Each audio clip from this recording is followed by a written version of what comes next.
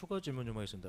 피고인 제가 당연히 대통령실 근무를 해본 적은 없는데 사법부의 법원 행정처장이 마용주 대법관 임명해달라고 민정수석한테 전화를 했는데 이러한 내용이 권한대행한테 보고가 안 될 수 있는 구조입니까? 잘 모르겠습니다. 57항입니다.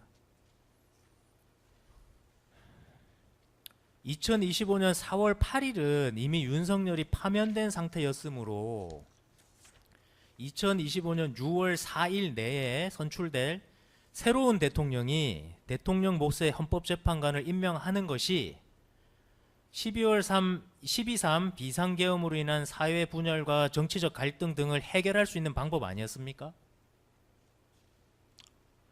하루라도 빨리 그 공석이 예견되는 그러한 분들에 대한 공석을 충원시킬 수 있는 방법이 있다면 해야 된다고 믿었습니다. 순번 152번 김주현 피의자 신문 조서 중 2048쪽 11행부터 14행까지 제시하겠습니다.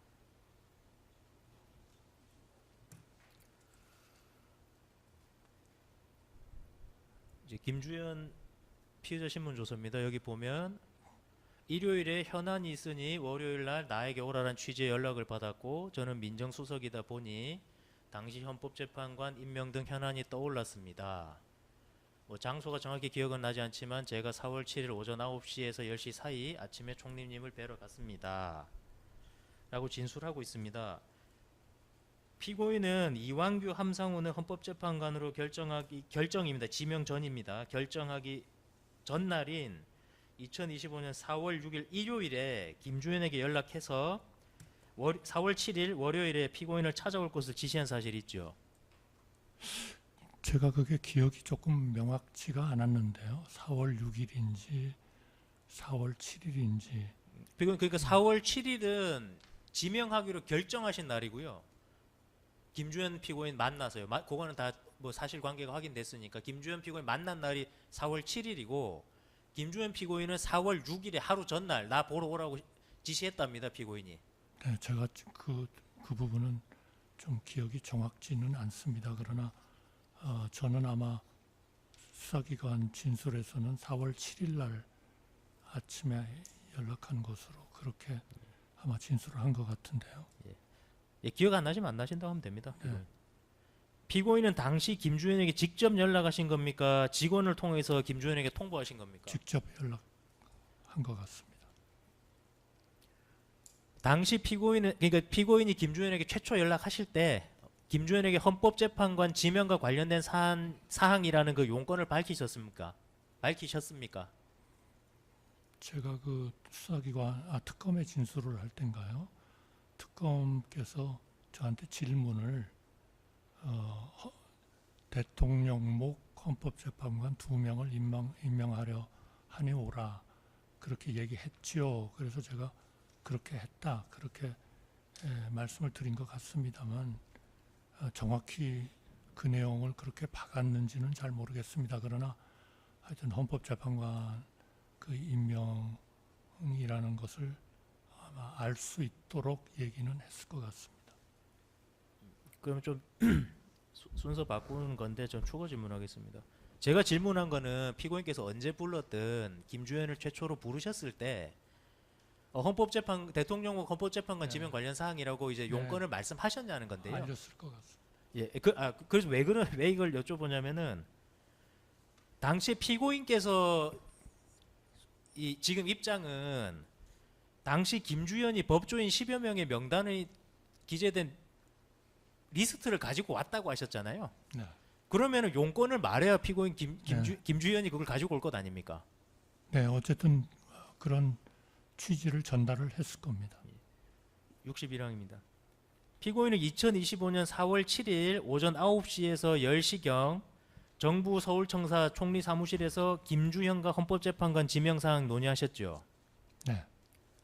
당시 국무총리 비서실장 손영태, 국무조정실장 방기선이 배석을 한 겁니까? 네.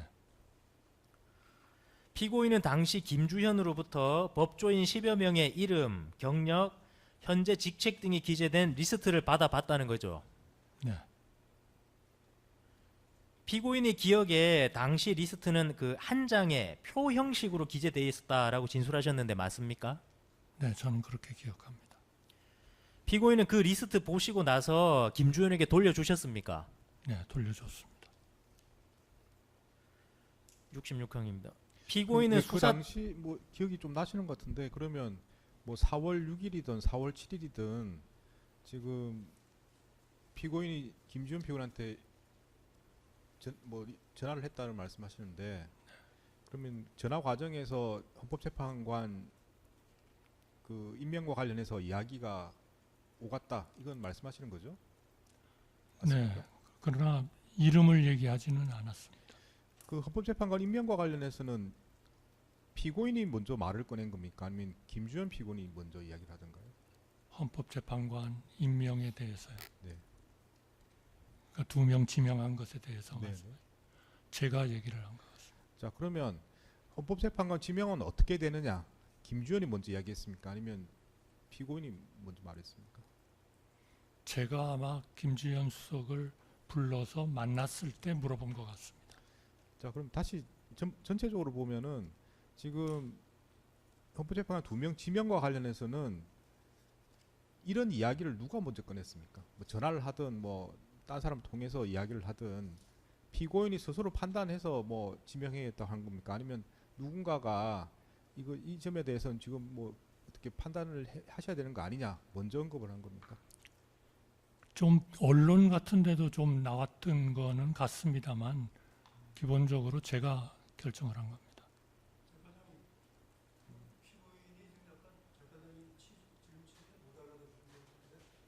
저한테 말씀하시죠. 네네.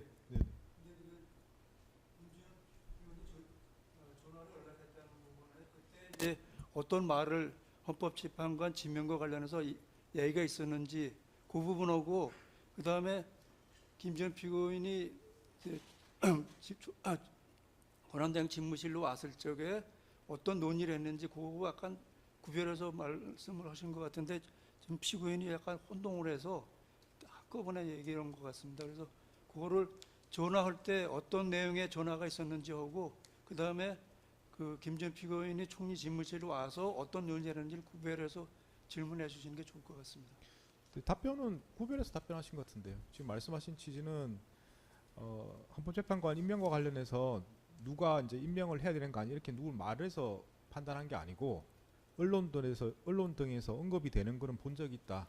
그렇지만 본인이 결정했다. 그 말씀하시는 거 아닙니까? 네. 그래서 김주현한테 연락을 해서 그 이야기를 했다는 취지로 말씀하시는 것 같은데요. 네. 맞습니까? 네. 네, 다음 질문하시죠. 예, 제가 추가 질문 좀 하겠습니다. 피고인 좀 명확하게 하고 싶은데 그 김주현한테 전화해서 호출하셨을 땐 당연히 이제 피고인이 먼저 헌법재판관 관련해서 얘기하자라고 얘기하셨다는 거고 그렇죠? 용건 밝히셨다는 거고. 네. 그러면은 피고인이 이제 김주현을 부르시기 전에 있잖아요. 아예 전에 이 헌법재판관을 지명해야겠다. 대통령부서 헌법재판관을 지명해야겠다는 생각이나 논의를 최초 누구랑 어떤 과정으로 결정하신 겁니까? 그거는 이미 저 임기가 18일 날 임기가 만료되는 것으로 그렇게 돼 있었던 거죠. 아니 그러니까 피고인 그 보좌기관들한테서 권한 대행님 아니면 총리님 이 현안이 있습니다. 왜냐면 스케줄을 피고인께서 다 못 챙기시잖아요. 바쁘시니까. 누군가가 임명해야 될 때가 됐습니다라고 권한 사람이 있을 것 아닙니까? 그런 분들은 들은 기억이 없습니다. 예, 순번 770번 사건 관계 인간 통화 내역 좀 제시하겠습니다. 4월 4일, 4월 5일, 4월 6일 부분입니다.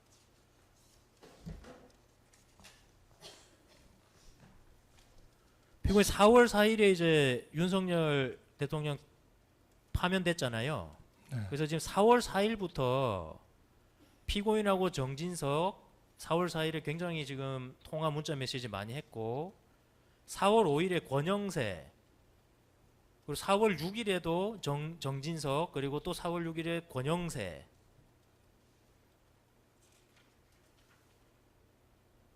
이제 이렇게 통화 내역이 있거든요. 지금 그러면 4월 4일 윤석열 파면 이후에 정진석, 권영세와 자주 문자 및 통화했는데 이때 이 사람들하고 헌법재판관 지명 관련 논의한 것 아닙니까? 전혀 기억이 없습니다. 그럼 이때 무슨 얘기했습니까, 이 사람들하고?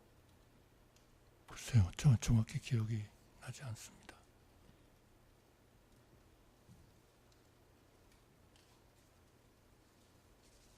예, 66항입니다. 피고인은 수사 당시에는 그 김주현으로부터 보고받은 법조인 이름 관련해서 이완규, 함상훈 이외에는 뭐 다른 이름은 기억 안 난다고 하셨잖아요. 네, 근데 방기선이 이 법정에서 김태규 방통위 부위원장도 검토됐다고 증언했는데 그 증언 듣고 나시니 지금은 김태규도 그 리스트에 있었던 것으로 기억하십니까? 뭐 명확히 기억은 정확지는 않습니다만 뭐 있었던 것 같기도 합니다. 예. 67항 생략하겠습니다.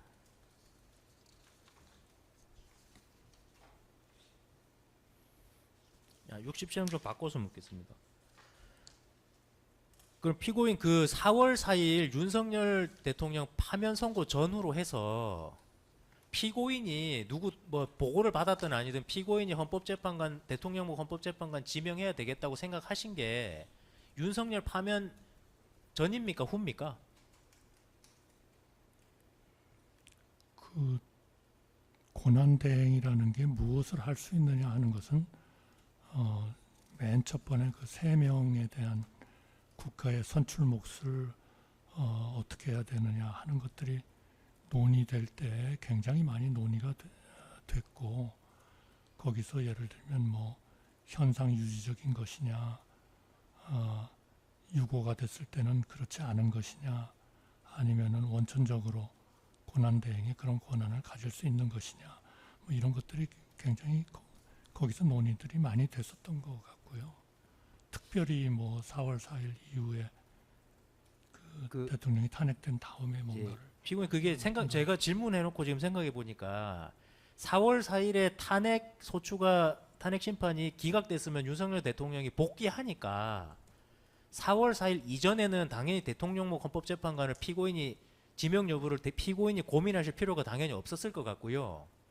그럼 파면이 되었기 때문에 4월 4일 파면된 이후부터 4월 4일, 4월 5일, 4월 6일 그 사이에 헌법재판관 지명해야 되겠다는 생각을 하시게 된 게 맞겠다, 그렇죠? 그런데 재판장님, 지금 4월 4일 이전에는 그 권한대행이 재판관을 임명하고 지명하는 것에 대해서 고민할 필요가 없다는 걸 전제로 해서 물어보고 있습니다. 그래서 아니, 그거는 피고인 신문이지 않습니까? 증인이 아니고.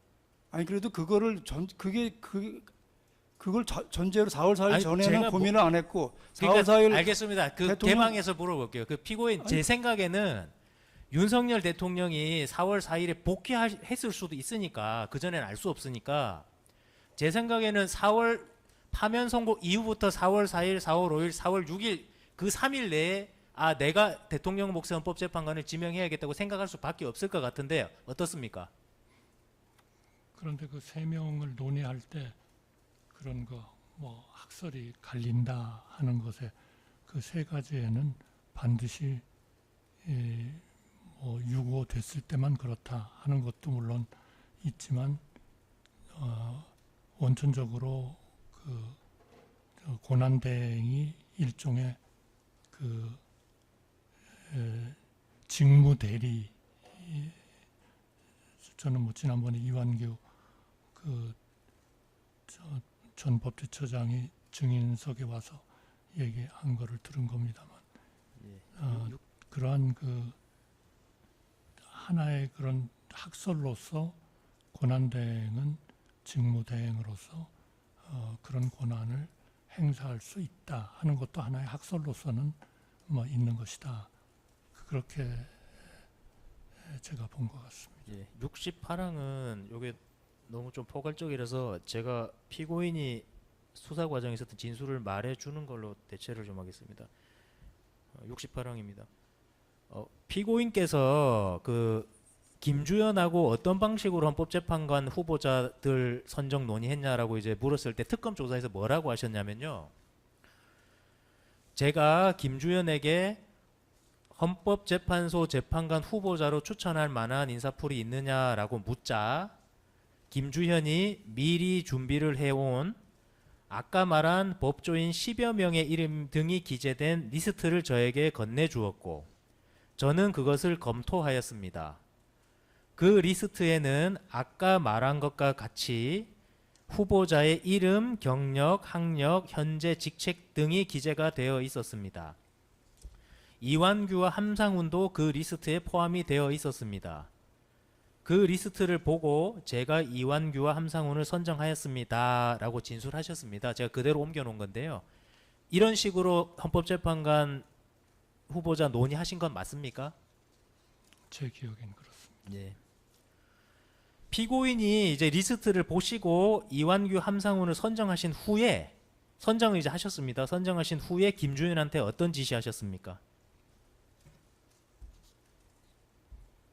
저는 뭐 특별한 그런 그 지시를 하지는 않았습니다. 왜냐하면 그 둘을 그 지명을 한 것은 이제 권한대행으로서 결정을 한 거고요.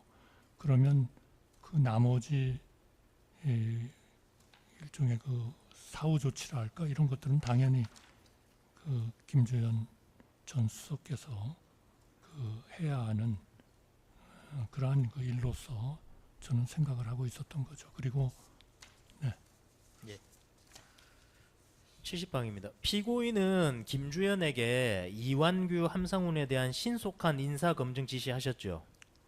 저는 그건 기억이 없습니다. 안 한 것 같습니다. 순번 152번 김주현 피의자 신문 조서 중 2049쪽 12행부터 17행까지 제시하겠습니다.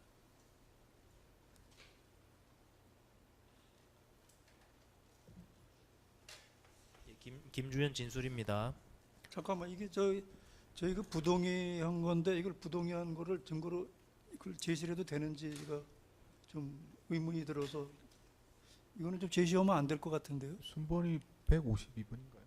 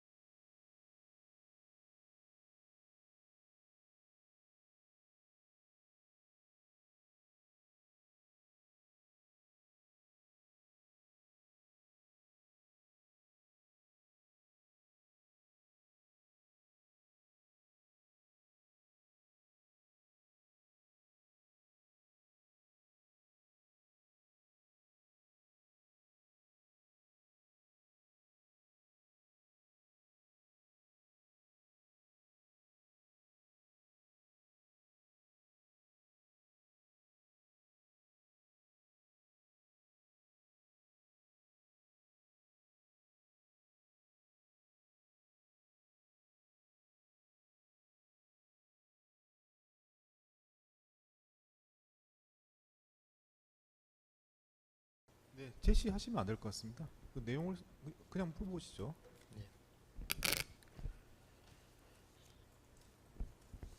예, 순번 152번 김주현 피의자 신문 조서 중 2049쪽 12행부터 17행까지 제가 읽고 말씀드리겠습니다. 김주현 피고인이 헌법재판관 후보자와 관련 없는 대화를 비롯하여 어느 정도 대화를 하다가 마지막 즈음에 한덕수가 이런저런 고려 끝에 이완규, 함상훈